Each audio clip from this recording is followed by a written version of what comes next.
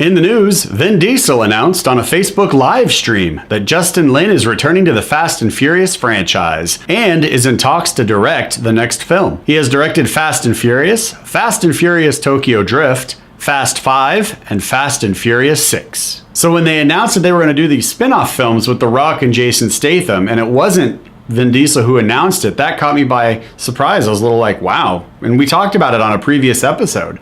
So now that Vin Diesel's announcing on a Facebook live stream that we're going to have 2 more movies and we're going to possibly have these spin-off films happening around the same time, that's pretty surprising, I think. And to have Justin Lin come back, that's really crazy exciting because he was the one that reinvigorated the franchise, right? So he did the first one, which everyone kind of says is basically just Point Break, like redone with a modern twist. That's okay, that's fine. And then Tokyo Drift, not really heralded as like a great film for the franchise, but then he redeems himself with Fast 5. He brings The Rock in. The Rock pumps, that type of adrenaline back into the film and it gets exciting again all over. And now here we are, right? We're getting ready for Fast 9. To have Justin Lin come back, I think is a really good thing because he kind of knows what's going on with all of the characters, all of the stories, like all of the side characters that you can bring back in to add that drama. And he has it. He's got it all in his brain box, right? Because he's an architect of the story, as Vin Diesel said. So I think this is really good news. And if you guys like the Fast and Furious franchise, I'm pretty sure you're excited about this. But go ahead and sound off below and let me know your thoughts. Zachary Levi has been cast as the title character in the new SHAZAM movie. I was curious how they were going to portray Shazam. What Shazam are we going to get? So I was happy when they cast Zach because I really liked the show Chuck when it was on because he has a way of coming across as like a likable but still energetic and believable hero. So, I mean, he's still around, he's still doing things, and he's still a good on-screen presence. He has charisma. I believe he'll be able to pull off the superhero with that childlike innocence. But again, it depends on which comics you read. Billy's probably going to be around like 12, 13-ish is what we're assuming. So you have to take this idea that this kid gets to turn into a superhero, which is like every kid's dream, and then he gets to like fight villains. I'm pretty excited that it's Zach. I really like his on-screen persona, and I think he's going to really bring something fun to the franchise. And if we actually get to see him team up with the other current DC characters, Wonder Woman, Superman, Batman, etc., I think it'll add a nice element that's a completely different personality that will really make his character stand apart. So super happy that they cast Zach because that tells me this is the version of Shazam that we're going for, and it appears to be that more fun-loving superhero, but a boy trapped in a man's body superhero. I can't wait to see more from this. It's getting ready to start production.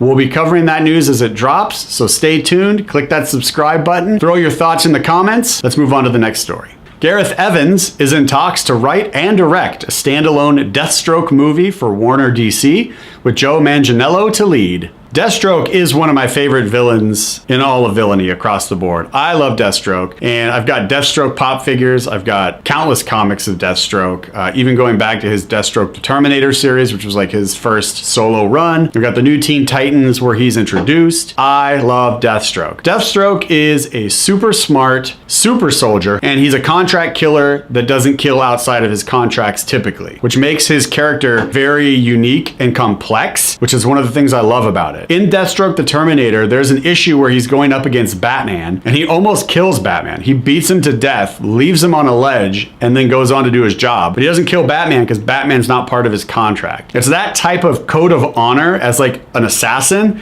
that I really like. But he's got like this code of honor, unless you mess with his family, then all bets are off. You're donezo. The character of Deathstroke is so terrifying in the comics world that when he shows up, Batman, Wonder Woman, even Superman are like, what are you doing here? Like, what is going on? You can't be here. Like, they use caution. You can see it in their faces, their mannerisms, the way they're drawn and everything else. Like, Deathstroke is not to be messed with. He single-handedly beat the Justice League. So now you take Joe Manganiello, who is just this towering beefcake of a man, and you can see the photos online for like the training he's already been doing for this role. And then you combine that with Gareth Evans, who directed The Raid, which is just this crazy action martial arts film, right? And you're gonna have this incredible potential. You've got an incredible character with lots of depth. He's contract killer, so that means the movie's probably going to be, he's got a hit he's got to do on someone, but then something else happens to where he's got to take care of that too. And then you've got this director who's familiar with physical action and physical combat and filming that to make it look great on the big screen. And then Joe, who's clearly dedicated to this role because he's been working on the character and getting to know the character and working on himself to portray the character to the best of his ability. I said it on a previous episode, I would rather not have Deathstroke in the Batman or the Justice League film if it means we're gonna get a poor version of this character, because I enjoy this character so much. And to hear that while he may not be in Justice League or the new Batman film, I'm happy that they're still moving forward with his character as a standalone film for now. If they can get it all to work and they can officially announce everything and everything is on board and we start seeing who the cast is going to be, etc., I'll be even more excited. But I can't wait to see what comes from this news, and I hope you guys are excited too. I'm going to throw a link or two in the comments section of graphic novels I recommend you guys check out, specifically dealing with Deathstroke. Now, this could be back to Deathstroke the Terminator, New 52, Rebirth, or just the stories that he's part of in other people's comics. But I'm going to throw a link or two down there, so check those out on Amazon. Or better yet, go to your local comic book shop or bookstore, support local people, and pick these up used at a cheaper price. Always support local. All right, let's move on to the next story. Deadline is reporting that another Lethal Weapon movie might be in the works at Warner Brothers.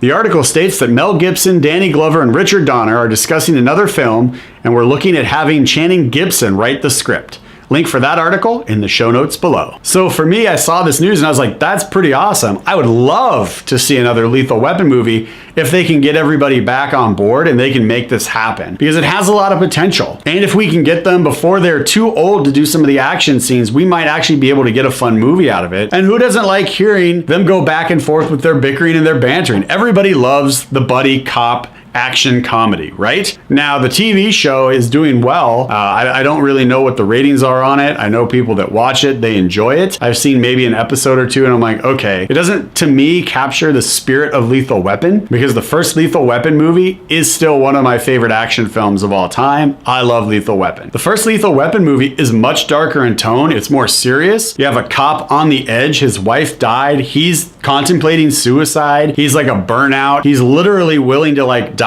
in the line of duty. Like, it's a very dark first film, but it's the best in the franchise as far as my opinion is concerned. And then they get much more lighthearted and more comedic as they go. So to have them bring it back one last time, I think could be really cool. Even if it's just for like nostalgia purposes, I'm excited for this, even though I don't know anything about the story or if it's going to get greenlit to actually make this happen. They're all just in talks right now to see if they can come up with a story that would be marketable and would work to continue the franchise. I'm excited about another Lethal Weapon movie as long as the original cast comes back. But if we can end this one on a high note and we can really send Riggs and Murtaugh off with a bang, no pun intended, I think that as fans of the Lethal Weapon franchise, we can be excited about this. And to bring everybody back, I think is a really cool thing for us as Lethal Weapon fans and movie fans to get excited about. Sound off below with your thoughts. Honorable mentions this week. Venom has started production. Ben Mendelsohn is in talks to play the lead villain in the Captain Marvel film. Thor Ragnarok